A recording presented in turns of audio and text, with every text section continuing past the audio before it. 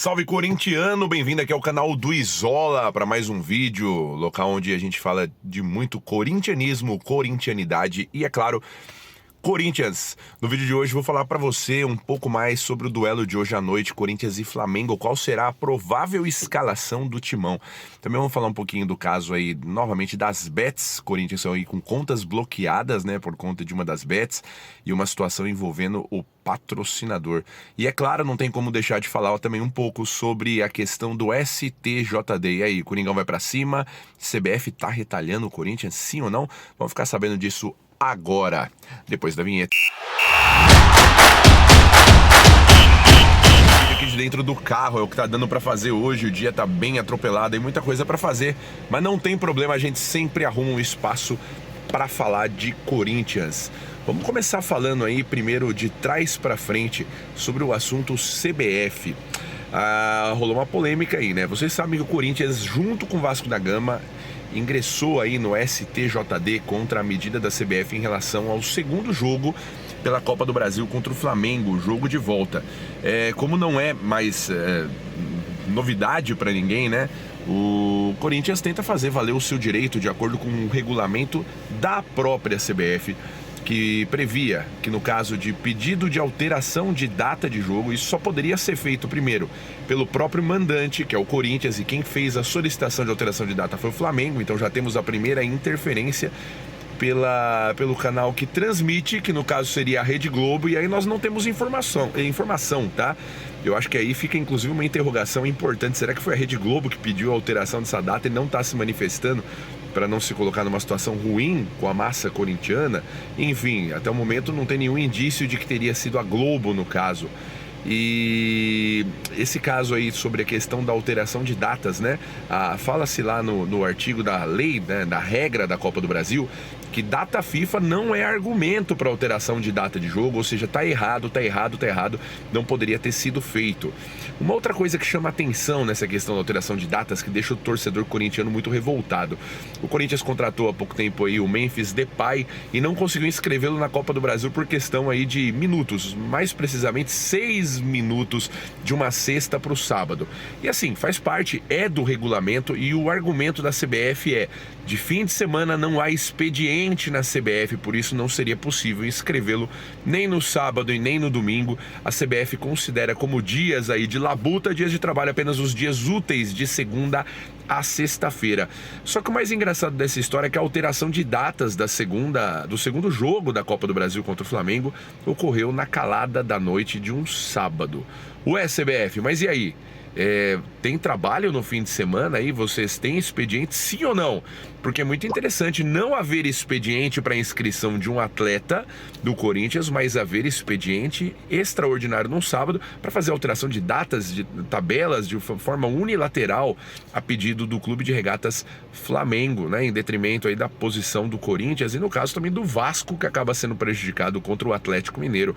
Então muito estranha essa posição da CBF, é mais um ingrediente para apimentar um pouco mais ainda essa história muito polêmica sobre a alteração da segunda partida da final.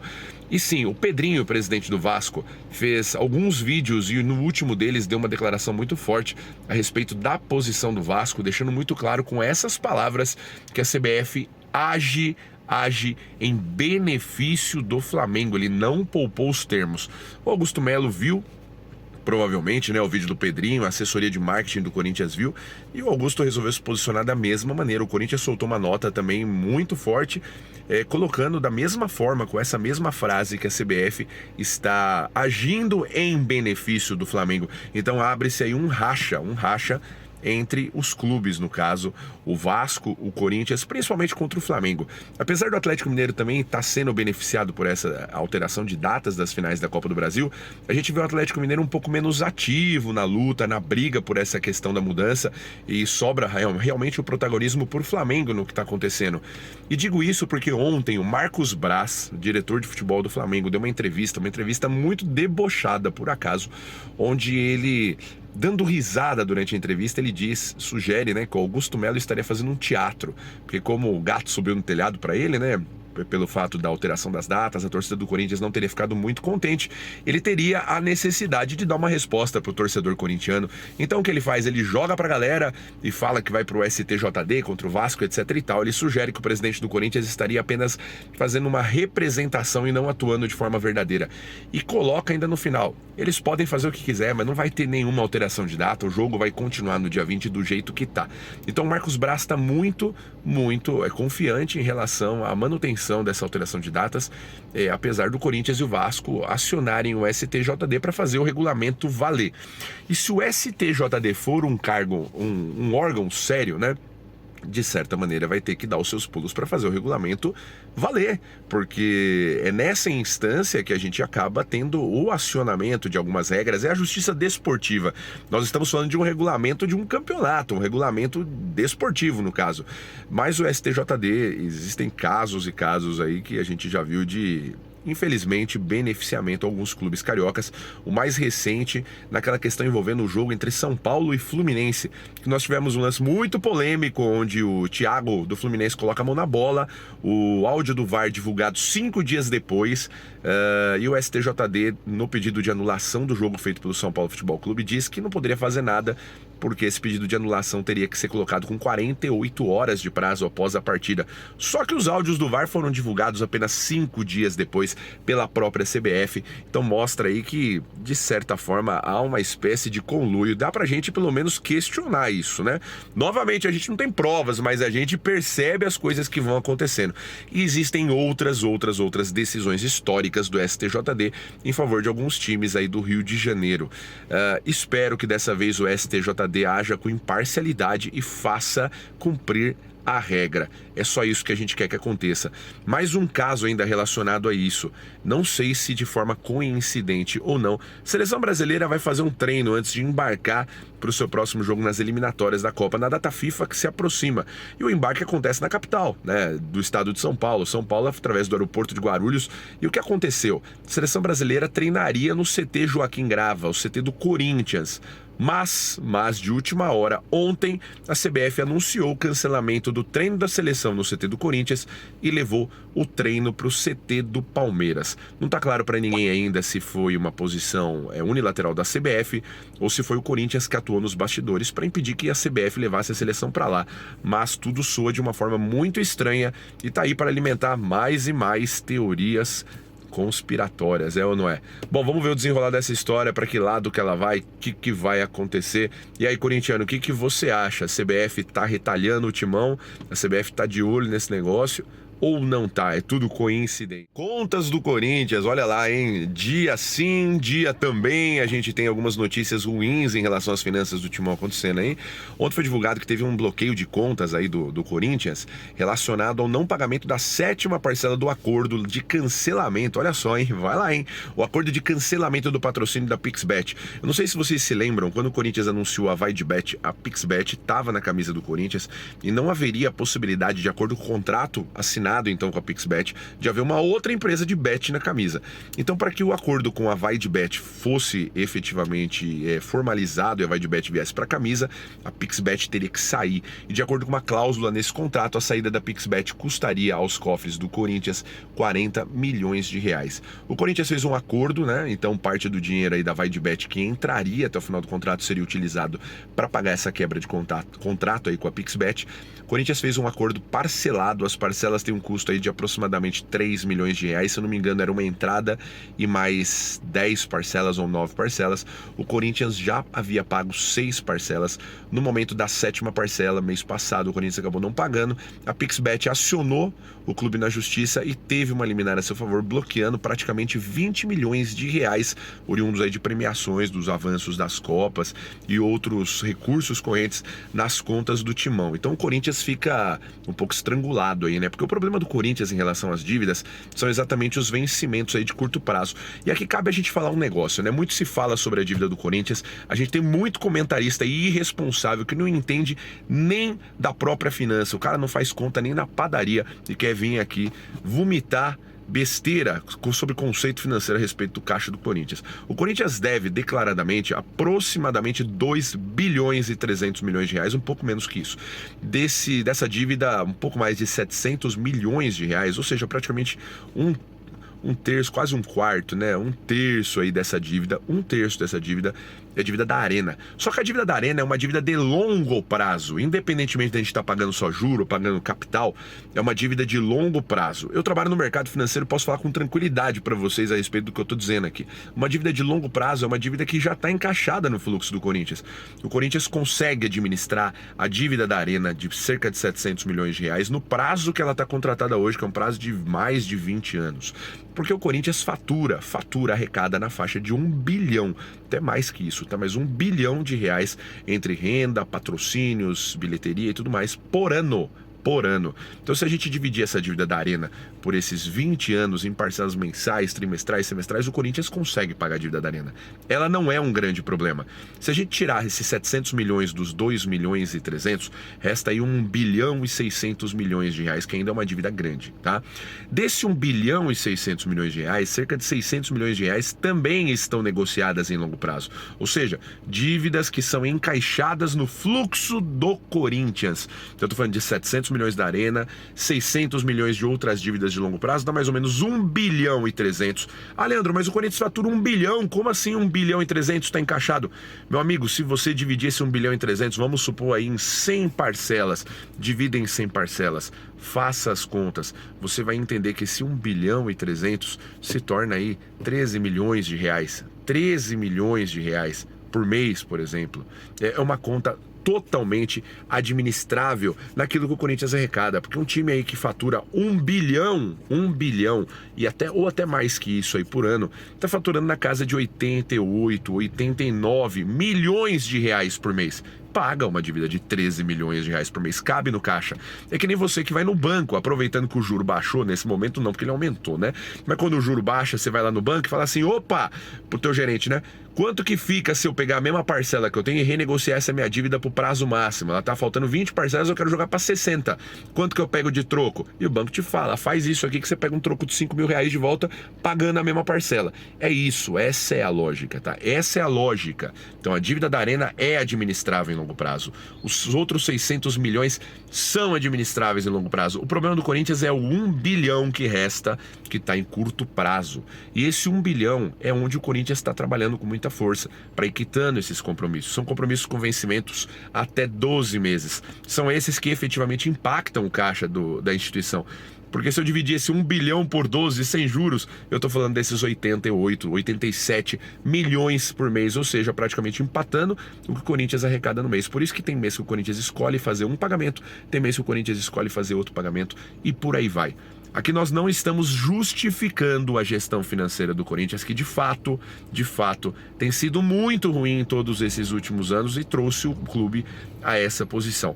Mas o que eu quero colocar para você, corintiano, é que não é uma tragédia. Não é uma tragédia como a mídia anuncia.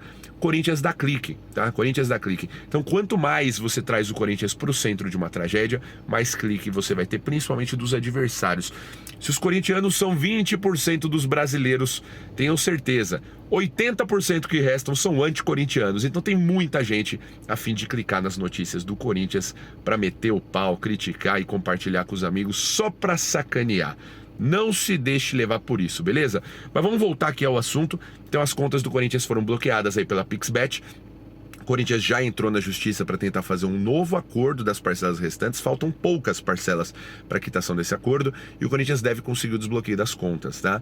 Lógico, isso impacta outros compromissos, algumas outras liminares podem acontecer, bloqueando novas entradas, mas o Corinthians já esteve em situação pior no começo do ano e acredito que deve conseguir renegociar essa condição das bets, da dívida com a Pixbet, tá? Uma outra coisa a respeito do assunto bet, né? Saiu ontem uma lista do Ministério da Fazenda das bets anunciadas aí como plausíveis, né? de poder operar no Brasil, bets aí que tem representação no Brasil, etc e tal. E colocou-se muito também na mídia que a Esportes da Sorte, aí, que é a patrocinadora do Corinthians, não está regular, né? Então, usa-se aí a camisa do Corinthians na chamada das matérias. E isso me deixa muito puto, tá? Eu vou usar essa palavra, muito puto, porque a Esportes da Sorte, ela não é patrocinadora só do Corinthians. Ela é patrocinadora master do Corinthians, ela é patrocinadora central do Grêmio Porto Alegrense, ela é patrocinadora master do Clube Atlético Paranaense, ela é a patrocinadora master do time feminino do Palmeiras. Ela é patrocinadora de várias equipes no Brasil, gente. Essas são algumas só que eu citei. Mas os caras colocam na manchete, comprovando o que eu tô falando pra vocês, tá? Sobre os caça-cliques de anticorintianos aqui pra ganhar dinheiro com matéria sensacionalista. Os caras jogam lá a camisa do Corinthians na foto da matéria e falam: patrocinadora do Corinthians está irregular no Brasil. Vamos ao que interessa. A Esportes da Sorte já acionou seu departamento jurídico e alega que há um erro em relação à análise de documentação e que ela possui em tese representação e que houve uma falha na análise dos seus protocolos e já está entrando com pedido de regularização da sua representação novamente junto do Ministério da Fazenda. E de acordo com algumas informações de jornalistas renomados que cobrem o Corinthians, aí, alguns setoristas, isso deve acontecer ainda durante essa semana e não haverá problemas para o Corinthians em relação ao seu patrocínio com a Esportes da Sorte. Legal? Então esse assunto nós vamos enterrar aqui. É a mídia que ganha dinheiro com o Corinthians, está querendo plantar mais uma, e a gente não pode de novo entrar nesse turbilhão de notícias negativas, achar que tá tudo ruim, porque não é desse jeito. O time começou a se acertar dentro de campo, a diretoria tá tentando fazer seu trabalho fora de campo, por mais que tenha errado demais nesse início de trabalho, não há tempo de ficar olhando para trás, é daqui para frente mesmo a gente acertar para terminar o ano da melhor forma possível, tomar aí se safando do rebaixamento e de repente papando uma das Copas ainda.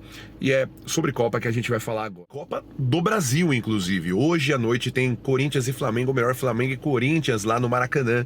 E o Timão viaja para o Rio de Janeiro aí com provável alteração na sua escalação. É isso mesmo, o Corinthians deve jogar com um time não dito titular, vamos dizer assim. O Corinthians, algumas possibilidades de escalação têm sido divulgadas. Eu vou me ater à escalação que eu vi no portal Meu Timão, né? E que vi confirmada como probabilidade quase certa aí por alguns comentaristas mais próximos do dia a dia do Corinthians. O Corinthians deve ir a campo, olha só, hein, com a provável escalação. No gol, Hugo Neneca, sim, o Hugo jogando, não tem como não jogar. Corinthians pagando novamente aquela multa para o Flamengo, porque parece que só a partir de 10 de outubro pode executar a compra no contrato. Então mais 500 mil reais nos cofres aí do Flamengo, infelizmente, né? Neneca no gol. Pela lateral direita, o Fagner joga, porque ele foi expulso contra o São Paulo, não vai poder jogar no final de semana contra o Internacional na Arena pelo Brasileiro, então vai pro jogo Fagner na direita. Na esquerda, o Corinthians deve vir com o Hugo Farias é uma possibilidade, tá? Poupando aí o Matheus Bidu pro jogo do Brasileiro, onde o Corinthians deve entrar de uma maneira um pouco mais ofensiva. O Hugo Farias faz uma composição defensiva um pouco mais forte, ele também é mais alto. Acredito que não haveria muito problema dele jogar aí contra o Flamengo se o Corinthians jogar de uma forma um pouco mais postada. Então o Hugo Farias na esquerda. E na zaga deve vir aí Félix Torres, que não é meu preferido, tá? Mas ao lado do André Ramalho, né? O André Ramalho que foi expulso aí contra o São Paulo também, então joga contra o Flamengo, vai ser poupado aí por questão de cartão vermelho contra o Inter, então vai pro jogo. E do lado do Félix Torres, o que já mostra aí que o Corinthians provavelmente deve estar poupando pro jogo do fim de semana a dupla que deve ir pro combate, que é Kaká e Gustavo Henrique. Gustavo Henrique deve ganhar espaço no time do Corinthians de novo, tá? Aí no meio campo, olha só, ali na posição de 5, não necessariamente com esse número de camisa, mas na posição de cachorrão, cobertura de zaga, o Corinthians deve escalar o Rian, né? Então o Ramon sinaliza, de acordo com os últimos treinos, a escalação do Rian, garoto Rian aí na posição de protetor de zaga ali, primeiro volante, e não o José Martínez, que deve também ser poupado pro jogo contra o Inter. E aí eu vou até colocar um adendo, eu acho o Rian muito novo, né, para uma decisão tão acalorada como essa contra o Flamengo, com bastidores no nível de temperatura que tá. Enfim, ele mostrou um bom futebol nos últimos jogos que entrou, né?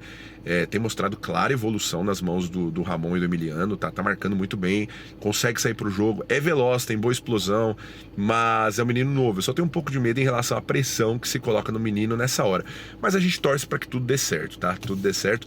Enfim, o Ramon tá tentando fazer uma gestão de grupo para tentar levar o melhor Corinthians possível pro jogo contra o Inter no fim de semana, que é o que realmente importa pra gente, né? Depois do Rian, ainda assim, vai formar o losango de novo, né? O losango, 4 homens no meio de campo, deve jogar por um lado aí o Charles, para ajudar o Rian um pouco mais nessa proteção. Eu acho que é justo, já que vai um menino pro jogo. O Charles tem essa característica também mais forte, né, de marcação, chega mais duro, talvez seja o caminho realmente. Do outro lado do losango, ele entra com o Carrilho. O Carrilho me agrada muito, eu já falei no primeiro vídeo, eu acho que o Carrilho precisa ser titular do Corinthians, já mostrou, tem experiência, tem velocidade.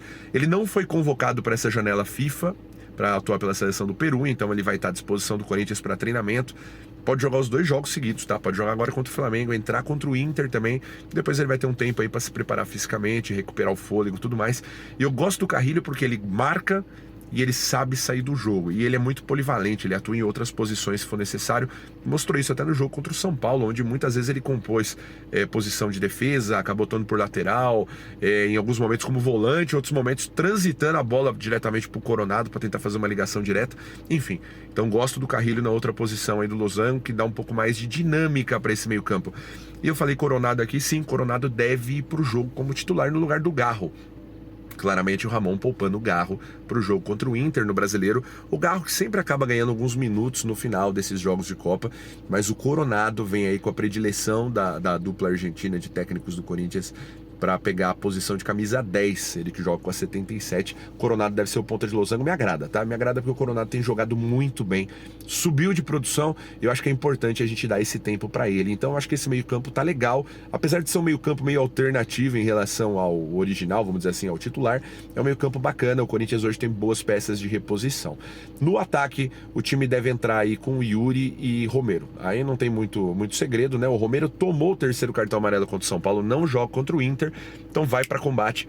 E o Yuri tem uma condição física que também é muito avantajada, tá? O Yuri, apesar de estar jogando alguns jogos na sequência, ele sempre se recupera muito rápido de lesões, ele não é de se machucar tanto, ele corre muito, então também vai ter a data FIFA para se recuperar. O Yuri deve ir para os 2 jogos, e sim, acho que tá correto entrar com os 2 atacantes titular, estão ganhando entrosamento, fazendo aquele facão, como eu falei no outro vídeo, cruzando na diagonal para o meio campo. Então a gente tem que dar espaço para os meninos jogarem realmente, tentar aí ver se o Coronado consegue alimentá-los. Acredito que o Corinthians vai jogar de uma forma muito parecida como a que jogou contra o Fortaleza no primeiro jogo da fase anterior, das quartas de final da Copa, aliás, da Sul-Americana, né? Quando eliminou o Fortaleza, ganhando de 2-0 lá no Castelão. Então acredito que vai jogar da mesma forma. Vai se postar um pouco mais atrás, apostando muito aí na marcação forte, preenchimento do meio de campo, roubada de bola e saída rápida, veloz para contra-ataque, com liberação do Carrilho nesse momento, né? Então o Carrilho deve compor muito na hora de defender, mas na hora que o Corinthians eventualmente rouba uma bola com o Rian, com o Charles, o Carrilho ele deve fazer uma alternação para um ponta, um terceiro atacante ou um segundo meia, para dar essa possibilidade do Coronado se posicionar no campo da melhor forma possível, para finalizar e para alimentar um ataque com passe, seja o que for. Então acredito que o Corinthians vem dessa forma, vem para ser um pouco mais reativo, jogar nas roubadas de bola, partir para contra-ataque, e eu tô confiante, como corintiano com TH, porque aqui é o canal do corintiano com TH, eu tô muito confiante. Eu quero saber, você corintiano, comenta aqui embaixo, qual é o teu palpite pro jogo de hoje à noite entre Flamengo e Corinthians no Maracanã? Eu vou deixar o meu aqui, acho que vai ser um jogo duro, principalmente por conta das histórias de bastidores, todo mundo muito nervoso. O Timão vem de um resultado adverso num clássico, então também tá um pouco pressionado nesse sentido.